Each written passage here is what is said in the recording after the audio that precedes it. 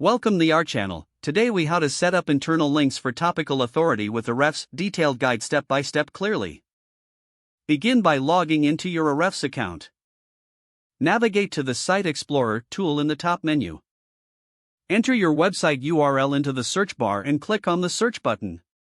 Once the report loads, click on the Top Pages tab on the left-hand side. This section will display your website's most visited pages. Identify the pages that align with your main topics of interest.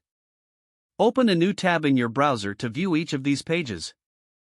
Now, return to the Ahrefs report and click on the Content Gap tool.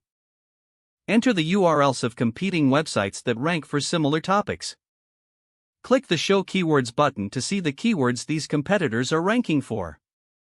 Analyze which keywords are relevant to your existing content. Create a document where you can jot down relevant keywords and corresponding internal links. Return to the Site Explorer tool and navigate to the Internal Backlinks section. Enter the page you want to enhance with internal links. Review the list of pages that currently link to this target page. Identify opportunities where you can create or add internal links. For each relevant page, create anchor text that includes your chosen keywords. Go to your website's content management system and locate the pages you've noted. Edit each page to include new internal links to the target page.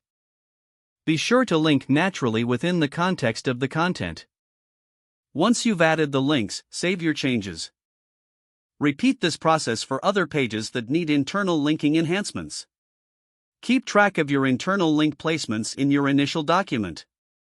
Regularly check Ahrefs to monitor changes in rankings and traffic for these pages. Continuously refine your internal linking strategy based on Ahrefs insights. This will help establish your topical authority over time. If the page does not load, refresh the browser or try again in a private or incognito window. Make sure you are using the correct email address, then retype it carefully to avoid small typos. Don't forget to like this video and subscribe to our channel for more step-by-step tech guides.